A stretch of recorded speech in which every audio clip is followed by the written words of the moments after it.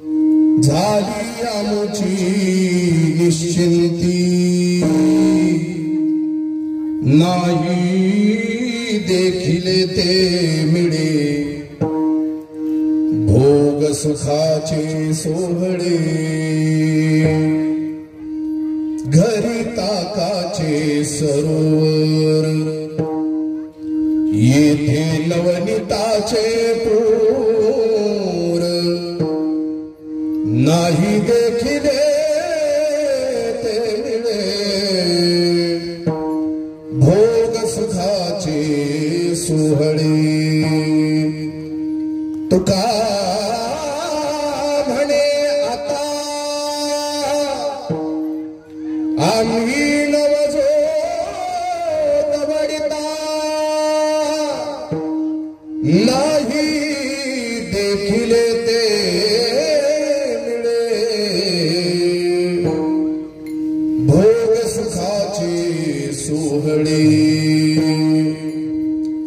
पांडुरंगा गुरु प्रथम नमन दुसरे चरण संतांची त्यांच्या कृपादाने कथेचा विस्तारू बाबाजी सद्गुरु दास तुका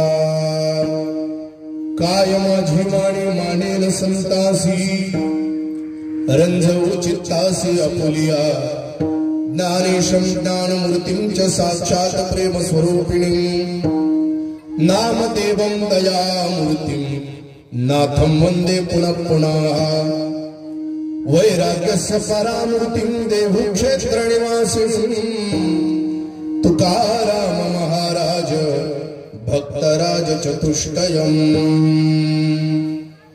ऐसे हरि बाबा महाराज सद्भक्तीचा केवळ ध्वज म्हणून त्यांचा अधोक्षज बंदा गुलाम झाला विठ्ठल कंठीची पुष्पमाळा दत्तबाबाच्या पडली गळा सेवून त्या प्रसादाला ठाकूर बुवा संतोष पावली सेवेलागी सेवक झालो तुमच्या लागलो निज चरणात तुमच्या लागलो निज चरणात तुमच्या लागलो निज चरणात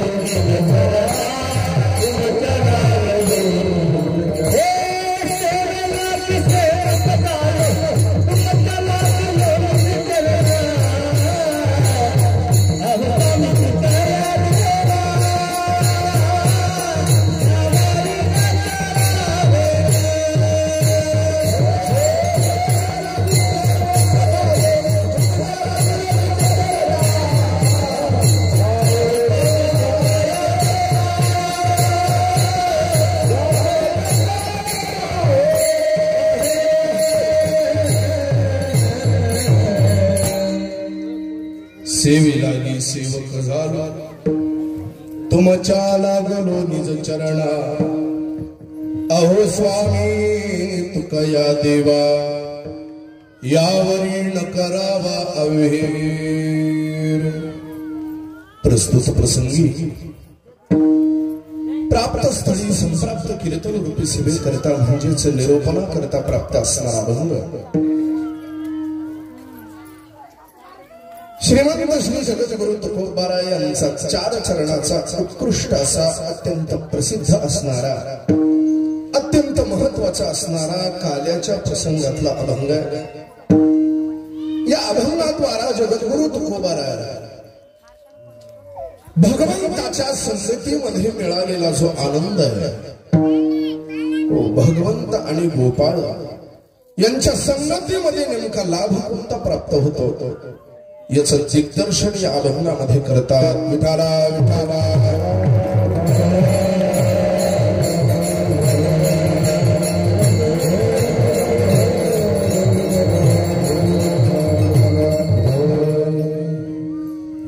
सेवेच्या आरंभाला थोडासा परिहार द्यायचा म्हणजे असा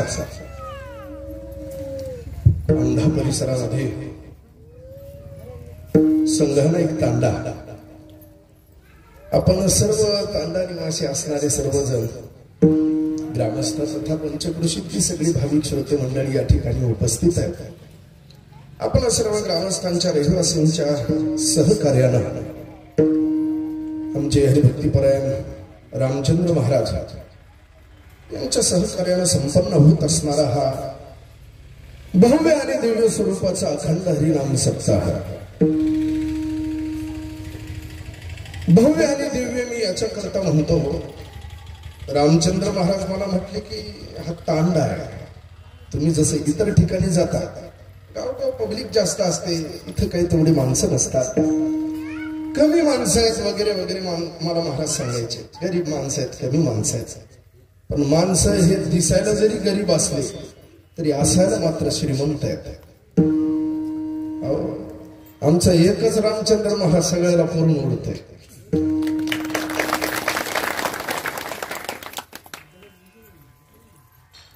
जीवनामध्ये कशाचा संग्रह केला नाही महाराजांचा.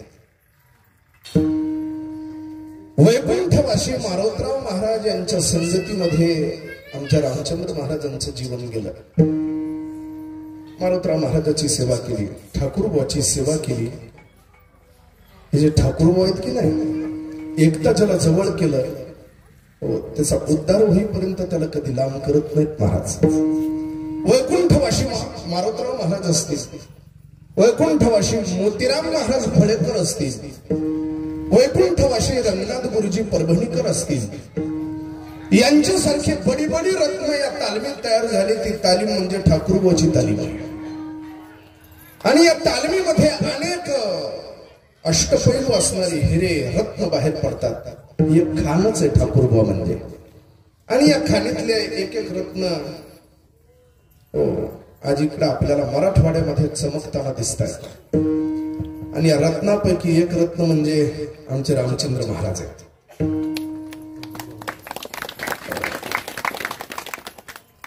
मारोतराव महाराजांची सेवा केलीच त्यांनी जिवंत असेपर्यंत, पण आज सुद्धा ठाकूरबाची सेवा करण्याकरता ते कधी मागे पुढे पाहत नाही. कधी कुठल्याच गोष्टीची कमतरता भासली. मी आहे महाराज, कुठे कमी पडलंय आपल्याला काहीच दिसत नाही त्यांच्याजवळ, पण काम मात्र सगळे होतात. असो, तसेच सर्व सेवेकरता उपस्थित असणारे भजनी मंडळी, आमचे रामकिसन महाराज हेही एक रत्नच आहे आमचं ठाकूरबाचं. तसेच आमचे प्रकाश बाबा असतील. आता बाकी सगळ्यांच्याच काही मला ओळखी नाही, पण तुम्ही सगळे मला ओळखता. गणपत महाराज कंगडीकर, बरीचशी मंडळी उपस्थित आहेत. काही जण खाली बसलेली आहेत, मृदंगाचार्य असतील. आपल्या सर्वांच्या सहकार्यानं श्यामराव असतील.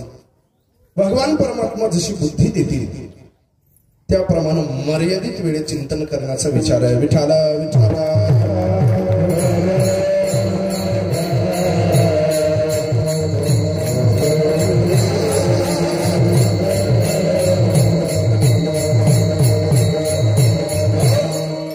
आजचा हा काल्याचा प्रसंग आहे. काला वेगळा आणि कालवा वेगळा. हल्ली पुढारी लोक साम्यवादाच्या गप्पा मारून कालवा करून पाहतात. कालवा म्हणजे गोंधळ, धिंगाणा. पण त्या कालव्यानं जीवाला सुख प्राप्त होणं शक्य नाही. आणि सगळ्या जीवांना जर अपेक्षा कशाची असेल तर ती म्हणजे फक्त सुखाची आहे. सुख मिळालं पाहिजे बस, बाकी दुसरं काही नाही.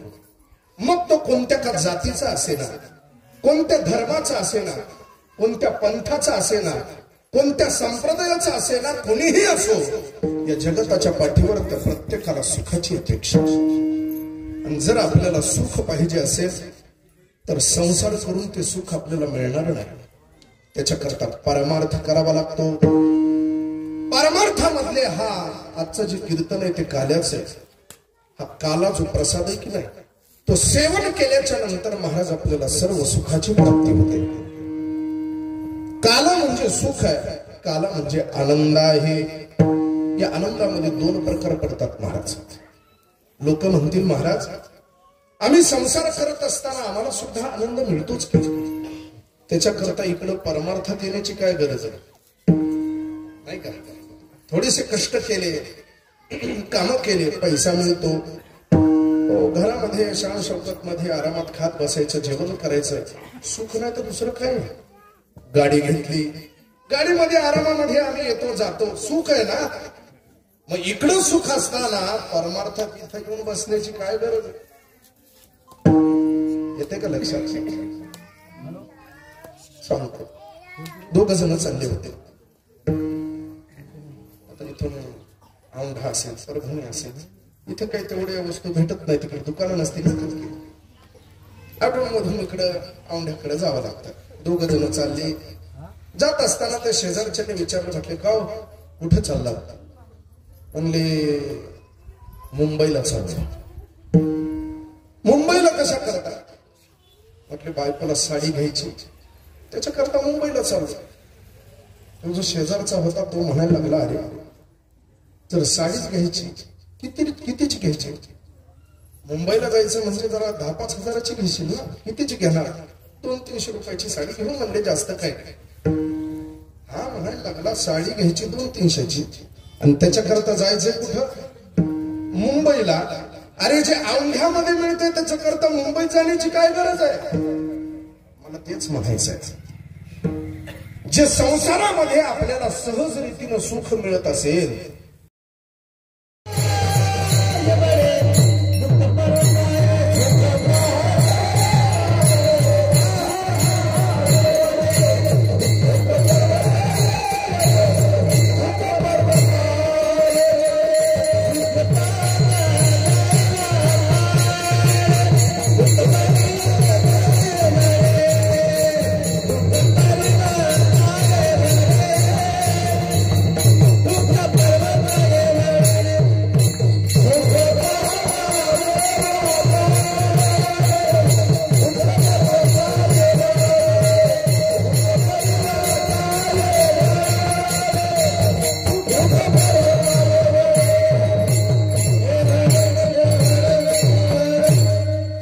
पाहता जवा पाणी दुःख पर्वता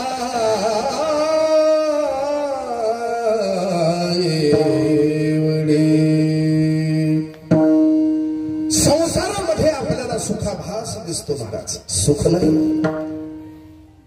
हे फक्त दिसतच आपल्याला. मी येणार आहे पुढे त्याच्याकडे. काल म्हणजे नेमकं काय याचं चिंतन आपलं चालू आहे. संसारामध्ये सुद्धा सुख ते विनाश पावणार आहे, नाशवान आहे. आणि अविनाशी अशा पद्धतीचं जर सुख आपल्याला जीवनामध्ये प्राप्त करून घ्यायचं असेल तर त्याच्याकरता इथे येऊन बसावं लागतं. कालेच्या कीर्तनामध्ये आणि इथं बसल्याच्या नंतर जो प्रसाद आहे की नाही, दही नाही हा काल्याचा प्रसाद हातावरती पडावा, तो सेवन करावा आणि त्यातून तुम्हाला जो आनंद प्राप्त होणार आहे तो अलौकिक अशा पद्धतीचा असणार आहे. 2 प्रकारचे आनंद आहेत. व्यवहारामध्ये सामान्य विषय उपभोगजनित जो आनंद आहे तोही आनंदच आहे, आणि काल्याच्या प्रसंगामध्ये जो आनंद मिळतो तोही आनंद आहे. योगामध्ये फरक आहे. त्याच्यात कसं आहे, त्रिपुटी आहे. त्रिपुटी एक सत्य त्रिपुटी असते, दुसरी मिथ्या त्रिपुटी असते. जी सत्य त्रिपुटी असते ती दुःख उत्पादक असते, दुःखाला जन्म देणारी असते, आणि जी मिथ्या त्रिपुटी असते ती सुख उत्पादक असते, कल्याणकारी असते.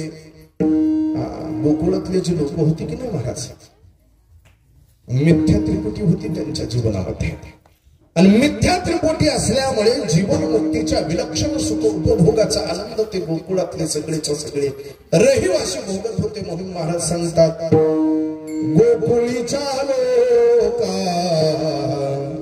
झाले ब्रह्मज्ञान, केली या वाचून जपत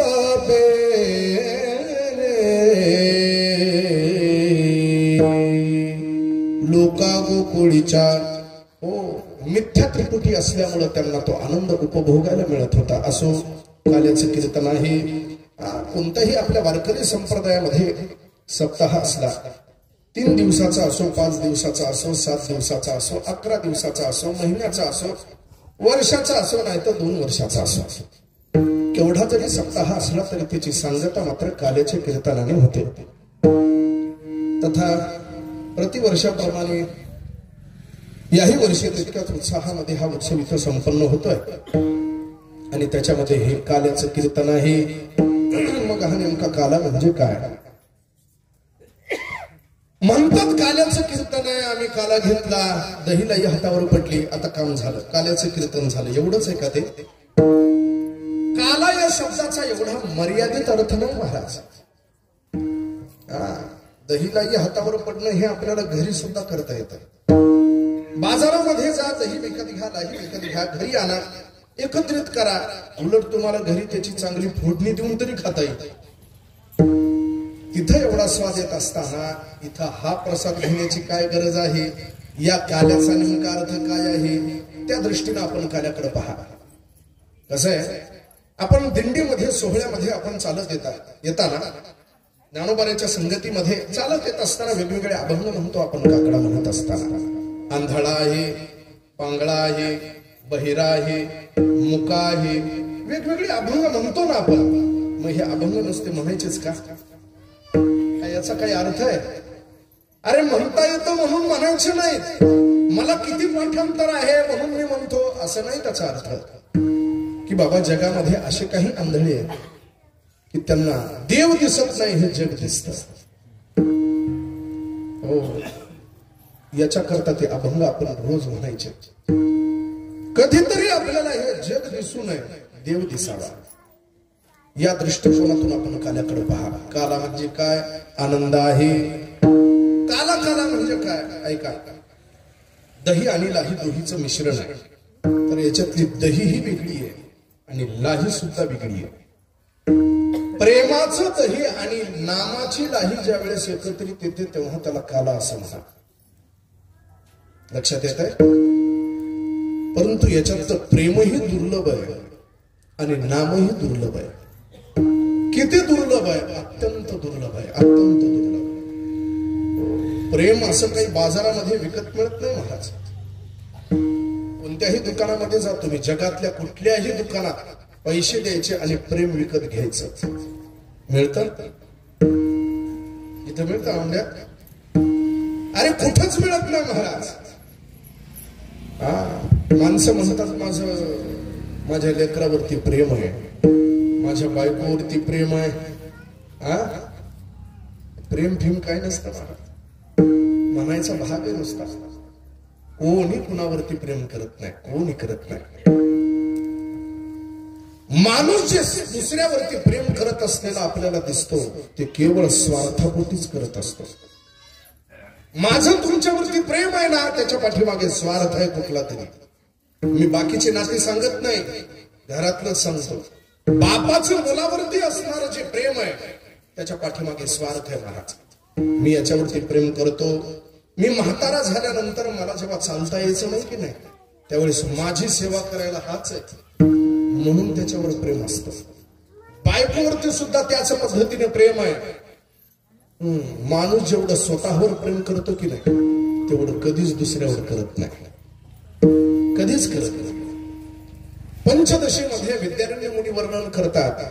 शिवाय उपनिषदामध्ये अनेक अशा प्रकारच्या श्रुती आहेत की ज्या हेच सांगतात माणूस दुसऱ्यावरती प्रेम करण्याकरता रिकामा नाही. नवारे पत्यु कामाय पती प्रियो भवती, आत्मनस्तु कामाय पती प्रियो भवती. उपनिषदामध्ये श्रुती आलेली आहे. माणूस स्वतःवर प्रेम करतो महाराज. म्हणून हा सगळ्याचा सगळा बाजार आहे. उगाच कोणावरतीही प्रेम करून आपलं आयुष्य रिकामं घालू नका. प्रेम करावं लागतं ना, मान्य मला, पण करायचंय ते देवावर करा ना, देवावर करा. कारण व्यवहारामध्ये तुम्ही ज्या कोणावरती प्रेम करा ते तुम्हाला धोका दिल्याशिवाय राहणार नाही. दोन प्रकारचे माणसं आपल्याला भेटतात. ऐका, एक धोका देणारे, दुसरी मोका देणारे. जो धोका देते है कि नहीं उन्हें कभी मौका मत दो, और जो मौका देते हैं उन्हें कभी धोका मत देना. इकडे भानगडीतच पडू नका तुम्ही. प्रेम करायचंय ते कोणावर करायचंय? देवावर करा. कारण त्याच्यावर प्रेम केल्याच्या नंतर शेवटपर्यंत तुमची साथ देणारा तोच आहे. हे कुणी येणार नाहीत महाराज. मेल्यानंतर आपल्याला काठीवर बांधल्याच्या नंतर कुणी येत नाही सोडवण्याकरता. धनानी भूमौ पशवश्च गोष्ठे भार्या गृहद्वारे जन स्मशानी देहश्चितायां परलोक मार्गे कर्माणुको गच्छति जीव एकः. शास्त्रकार सांगतात हा देह एकदा पडला की नाही, धनानी भूमौ, तुम्ही आयुष्यभरची काही कमाई केलेली आहे ती सगळीच्या सगळी इथंच राहते, घरात राहते. धनानी भूमौ पशवश्च गोष्ठे. वारीला आल्याच्या नंतर काही वारकरी म्हणतात महाराज म्हैस मी केल्याशिवाय दूधच देत नाही, जाऊ द्या लवकर. आता काय करतात? मग असं वाटतं त्यावेळेला तू मेल्यावर म्हशीचं कसं होईल? अरे तू मेला तरी दूधच देणार आहे ना ती. पण आता काय करणार? एवढं प्रेम ज्या पशुवरती केलेलं आहे, पशु सुद्धा सोबत येत नाही. पशवश्च गोष्ठे, गोठ्यामध्येच पशु राहतात. बरं पत्नी जिच्यावरती जीवापाड प्रेम केलेलं आहे ती येते का सोबत? भार्या गृहद्वारे, पत्नी घराच्या दारामध्येच असते महाराज, तिथूनच पाहते. बरं ते रडत असताना सुद्धा म्हणते तुम्ही गेलात आता माझं कसं होईल? म्हणजे तुम्ही गेलात ते गेला जाऊ द्या, पण आता माझं कसं होईल? प्रेम कुणावर आहे? नवऱ्यावर नाही. माझं कसं होईल? माझ्यावरच आहे ना. मी तेच सांगतो, प्रेम करायला कोणी रिकामा नाही. भार्या गृहद्वारे जन स्मशाने, जे लोक आपल्याला पोहोचवण्याकरता येतात स्मशानापर्यंतच असतात, तिथून पुढे येत नाही. जन स्मशाने कर्माणु गच्छति जीव एकः. सरणावर सुद्धा एकट्याला जाळावं लागतं, तिथं कोणी येत नाही.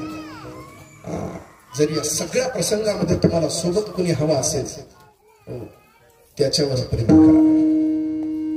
दोघी सासा सुना होत्या. जोपर्यंत सासू जिवंत होती त्यावर त्या दोघीचं कधी जमलं नाही बघा. सासू गेल्याच्या नंतर सून रडायला लागली. एवढी रडायला लागली, एवढी रडायला लागली, त्या सासूच्या असे अंगावर पडायचे, पुन्हा पाठीमागे घ्यायचे, अंगावर पडायचे, हात मारायचे. त्या सुनाची जी शेजारची मैत्रीण होती की नाही ती आली सगळं. ती म्हणायला लागली का ग तुझी सासू जिवंत असताना कधी जमलं नाही का म्हणले तुमचं कधी? रोज भांडणं, रोज भांडणं, भांडण तंटे. आता ती आम्हाला सवय झाली होती म्हणली तुमच्या भांडणाची. आईला त्याच्यातच सुख असते दुसऱ्याच्या भांडणात. कधी जमलं नाही तुमचं, एवढं काय झालं रडायला तुला? त्यावेळेस ती सून म्हणायला लागली अगं प्रेम म्हणून रडत नाही म्हणली, संदकाची चावी तिच्या कमरालाच राहिली म्हणली. आता ती चावी पलीकडे खाली गेली म्हणून हात तिकडे घालून बघायला म्हणजे काय. हसाय करता सांगत नाही बाबा, हसाय करता नाही, ही वस्तुस्थिती आहे. सासूसाठी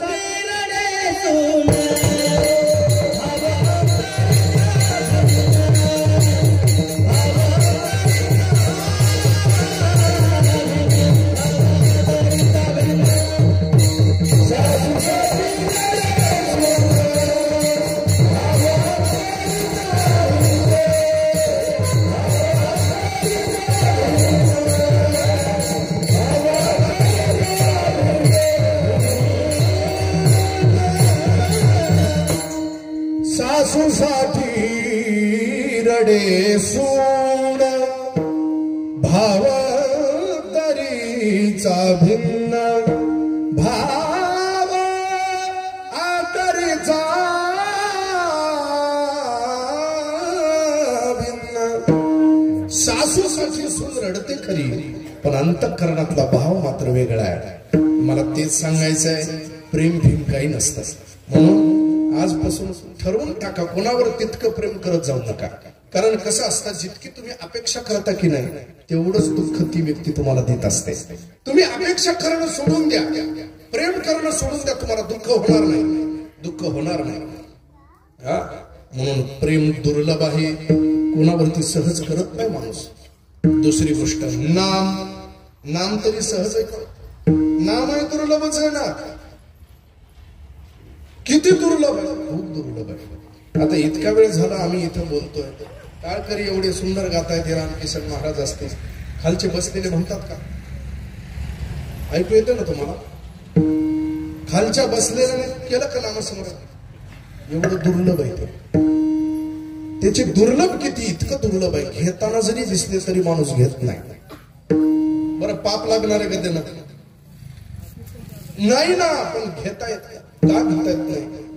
त्याचं कारण आहे, जोपर्यंत माणसाचं पाप असतं तोपर्यंत नाम त्याच्या मुखाला कधी येत नाही. ज्या अर्थी आपल्या मुखामध्ये भगवंताचं नाम येत आहे त्या अर्थी समजून जा आपलं काहीतरी पुण्य आहे. कसं आहे, एकदा मुखाला जर नाम यायचं असेल भगवंताचं एकदा, तर त्याच्याकरता हजारो जन्म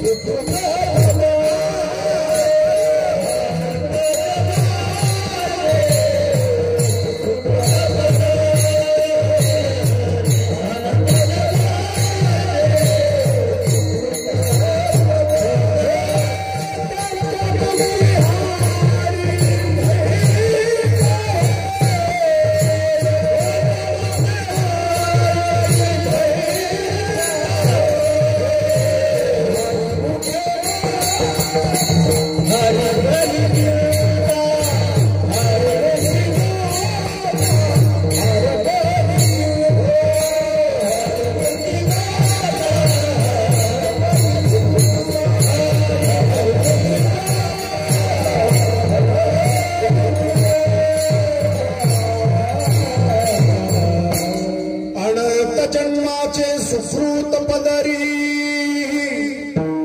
त्याचे मुखी हरी पैठा हो. हजारो जन्माची पुण्याई लागते त्यावेळेस एकदा कुठं देवाचं नाव मुखाला येतं. उगीच येत नाही महाराज. ज्ञानोबा सांगतात, जयाचे वाचे पुढावूचे अखंड नाम नाचत से माझे. जे सहस्त्र जन्मी ओळखीजे एक वेळ मुखायावया.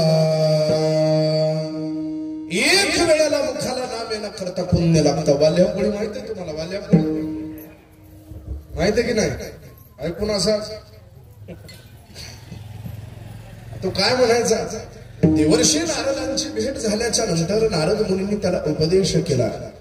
राम राम म्हणा, राम राम म्हणा. म्हणता येत नव्हतं महाराज. मारा मारा मारा मारा मारलेलंच होतं ना. अरे एखादा कोणी ब्राह्मण मनुष्य मारला, मोहरी एवढा एखादा टाकायची ती अशी किती रांजणं भरले हे पक्क माहित आहे तुम्हाला. 7 रांजणं भरले होते महाराजांना. बाकीचे किती मारले त्याचं गणित नाही. मारामारीचं काम केलेलं असल्यामुळं मारा मारा.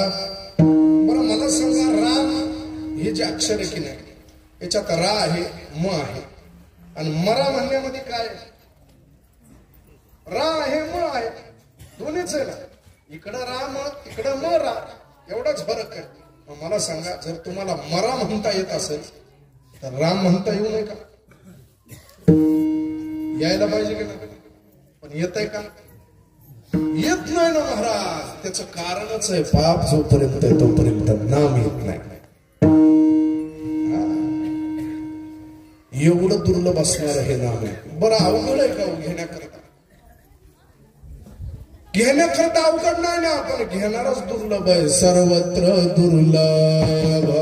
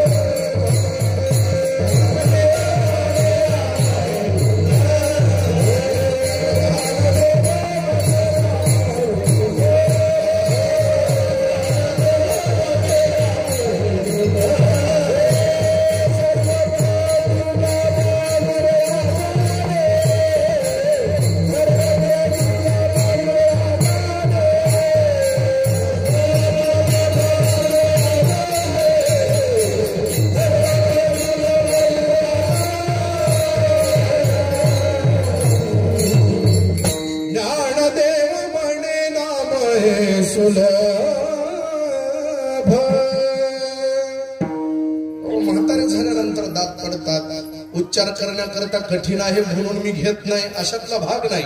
सोपे नाव आहेत, सोपे, पण घेत नाही महाराज. सर्वत्र दुर्लभ विरळा जाणे, एवढी दुर्लभता त्या नामाच्या ठिकाणी आहे, एवढी दुर्लभता प्रेमाच्या ठिकाणी आहे. आणि हे दोन्हीही दुर्लभ असणारी एका ठिकाणी येणं किती दुर्लभ. मुळातच दोन दुर्लभ आहेत, एका ठिकाणी येणं किती दुर्लभ. पण हे महाराज म्हणतात दोन ज्यावेळेस एकत्रित येतात की नाही आणि त्यांचं मिश्रण होतं त्यावेळेस खरा खरा तयार होतो. आणि तो काला एकदा सेवन केला की मग जीवनामध्ये कृतार्थता आपल्याला प्राप्त करून घेता येते. याला म्हटलं जातं काला. हे झालं काल्याच्या कीर्तनातला काला या शब्दाचा अर्थ आहे. बरं, तसे बरेचसे अर्थ आहेत पण मी तितके सांगत बसत, कारण अभंग घेतलाय त्या अभंगाकडे मला जरासा प्रकाश टाकावा लागेल. पुढेही चरित्र आहे अजून परमात्म्याचं, म्हणून जरा पुढे चालतो. हा काला जीवनामध्ये साध्य करायचा आहे, कसा मिळणार आहे त्याच्याकरता संगती करावी लागणार आहे. कोणाची संगती करायची तेही फार महत्वाचं आहे. माणसानं कोणाच्याही संगतीमध्ये जाऊ नये महाराज, कारण संगतच ही अशी एक गोष्ट आहे की ती जीवनामध्ये आपला उद्धारही करू शकते आणि आपल्याला पतनालाही नेऊ शकते. संगत करना अच्छे की तो बढ़त बढ़त बढ़ जाय, संगत करना गांढे की तो दो दो जूते खाय. काही माणसं असे असतात त्यांच्या संगतीमध्ये गेल्याच्या नंतर महाराज माणसं त्यांनाच मोठे समजायला लागतात. जे संगतीमध्ये राहतात त्यांना भले त्यांना काही काही मी पाहिलेले असे ज्यांना काहीच येत नाही पण मोठ्याच्या संगतीमध्ये राहिले ना त्यांनाही मोठेपणा प्राप्त होतं महाराज. आणि हळूहळू त्यांची ही अवस्था तशीच व्हायला लागते. मारोतराव महाराजांच्या संगतीमध्ये ही जी काही बाकीची मंडळी राहिली, आमचे रामचंद्र महाराज असतील, बाकीचे सगळेच जण महाराजांनी सांभाळलं या सगळ्यांना. आणि सांभाळत असताना त्यांच्या संगतीचा परिणाम असा झाला की महाराज यांनाच ती अवस्था हळूहळू प्राप्त व्हायला लागली. महाराज आलेले वा पहा बरं, इकडल्या भागामध्ये खर तर परमार्थ हे टिकवण्याचं सगळीकडे प्रसार करण्याचं काम यांनीच केलेलं आहे. कोणी केलेलं आहे? हरिभजनी हे ढवळलेले जग चुकविला लाग कळी काळाचा. सगळ्या जगाचा उद्धार करण्याकरता वारकरी संप्रदायाचा प्रसार करण्याकरता हे अहोरात्र हे सगळ्याच्या सगळं देह झिजवत असतात संत मंडळी. हो, आणि तेव्हा कुठं हा परमार्थ एवढा टिकत असताना आपल्याला दिसतो. या साध्या गोष्टी नाहीत. या एक पिढ्याची दोन पिढ्याची हे असं नसतं जमा, पिढ्यान पिढ्याची सेवा लागते त्याला. तेव्हा कुठं त्याचा कळस गगनाला जात असतो महाराज, तेव्हा कुठं त्याचा वेर गगनाला जात असतो. हो, एखादंच कोणीतरी आलं वर वर गेलं टिकलं सांगता येत नाही, तिथं संपून जात होतो. त्याच्याकरता परंपरा लागते, आशीर्वाद लागतो, कृपा लागते आणि या सगळ्याच्या बळावर ते टिकत असतं पुढे. मी काय सांगत होतो आपल्याला, संगत महत्वाची. हो, माणसानं कोणाची संगत करावी हा मुळातच जीव अपूर्ण आहे महाराज.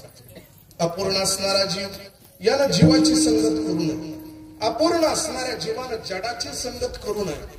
अपूर्ण असणाऱ्या जीवानं नामधारी देवाची संगत करू नये. मग संगत करावी कुणाची तर ती भगवंताची करावी. चार पद्धतीचे विकल्प आपल्याकडे पूर्वीचे जुने कीर्तनकार सांगत असलेले आपल्याला पाहायला सापडतात. कसं आहे संगत करायची, कारण माणूस हा संगत प्रिय प्राणी आहे. माणसाला संगतीशिवाय जमत नाही, कुणीतरी लागतच. करमत नसतं की जगन महाराज कसे येतात जवळ, बोलायला लागतं की नाही कोणीतरी. संगत प्रिय मनुष्य. बरं, त्या संगतीचा परिणाम सुद्धा त्या मनुष्यावरती तितकाच दूरगामी होत असतो. काही वेळेला असं होतं की माणूस आपल्या सोबत नसतो, मनानं आपण त्याच्या सोबत असतो. एवढा दूरगामी परिणाम होतो या संगतीचा. बरं, ती संगती करत असताना जीवाची संगती करून उपयोग नाही, कारण हाही अपूर्ण आहे, तोही अपूर्ण आहे. मुळात जीव अपूर्ण कशामुळे आहे त्याच्या ठिकाणी पंचक्लेश आहेत. शास्त्रकार सांगतात अविद्या, अस्मिता, राग, द्वेष, अभिनिवेश, 5 प्रकारचे क्लेश आहेत. आणि या पंचक्लेशाने युक्त असणारा हा जीव आहे. हो, म्हणून अपूर्ण आहे. याच्या ठिकाणी अविद्या आहे. हो, बाकी आता तो विस्तार मी करत बसत नाही. एवढे सगळे दोष आहेत आणि एवढे सगळे दोष अंगभूत असणारा तितक्याच दोष असणाऱ्या दुसऱ्या जीवाकडे गेल्यानंतर पूर्ण होत नाही महाराज, पूर्ण होत नाही. कारण तोही तसाच आहे. हे म्हणजे असं झालं उघड्यापाशी साधी रात, आता तसंच शिव वाजायला महाराज. किती थंडी वाटली, चरचर चरचर अंग करायला उघड्यापाशी. ती बरोबर म्हणाय तुमची. काय झालं, एक मनुष्य असा जंगलामध्ये गेला, जंगल पाहण्याकरता दुपारी गेलेला. झाड वगैरे सगळं सगळं पाहायला लागला. काही प्राणी दिसायचे, लांबून पाहायचा. सगळं पाहत असताना आत आत आत आत गेला, जंगलामध्ये गेला. आता दिवस मावळायला आला. आता बाहेर पडायचं, घरी जायचंय. बाहेर यायला रस्ता विसरला. आता आलो कुठून होतो हेच माहिती नाही. आली का पंचायत, इकडे जा तिकडे जा. तितक्यात अजून दिवस मावळायला लागला, अंधार पडायला लागला. आता बाहेर निघणं कठीण आहे. आता हिंस्त्र पशु पक्षी इकडे तिकडे वावर करणार. वाघ आहे, सिंह आहे, कोल्हे रानके ते काय ठेवतात का माणसाला. भीती वाटायला लागली. देवाला प्रार्थना करायला लागला, देवा भगवंता कोणीतरी पाठव, मला या जंगलातून बाहेर काढ. एवढी प्रार्थना अशी करायला लागली. तितक्या घटना अशी घडली, अंधार पडायला चाललेला. त्याला झावळ झावळ एक मनुष्य दिसायला लागला. देवाला म्हणायला लागला, देवा फार कृपा झाली, फार कृपा झाली. कोणीतरी दिसला. धावत पळत त्याच्या जवळ गेला. त्याच्या चरणावरती साष्टांग दंडवत घातलं. त्याला देवासारखे भेटला. काय झालं, काय नाही म्हटलं, मी सकाळी इकडे आलो होतो जंगलात. जंगल पाहताना आत आत आत आत गेलो, पण आता बाहेर जायचा रस्ता माहिती नाही. कृपा करून मला बाहेरचा रस्ता सांगा, मला बाहेर पडायचंय, घरी जायचंय. ज्याला हा प्रश्न विचारला तो माणूस म्हणायला लागला, अरे गेले 8 दिवस झाले मलाच रस्ता सापडला नाही, आणि तुला कुठून रस्ता समज. मला काय सांगायचं, मुळातच जे रस्ता चुकलेले त्यांना योग्य रस्ता विचारणं हे तरी बरोबर आहे. हा जीव मुळातच दिशाभूल झालेला आहे. आणि अपूर्ण असणाऱ्या जीवाला शरण गेल्यानंतर अशी पंचायत होती महाराज. म्हणून कल्याण होणार नाही, जीव पूर्ण होणार नाही. या संगतीचा परिणाम असा, माणसाचा तर उद्धार होतोच होतो महाराज, पशुचा सुद्धा उद्धार होतो. मी ज्या दिव्य परंपरेमध्ये जन्माला आलो ती म्हणजे ठाकूरबाची वैभवशाली आणि दैदिप्यमान असणारी अशी परंपरा आहे. आमच्या परंपरेमध्ये जेवढे काही महात्मे झाले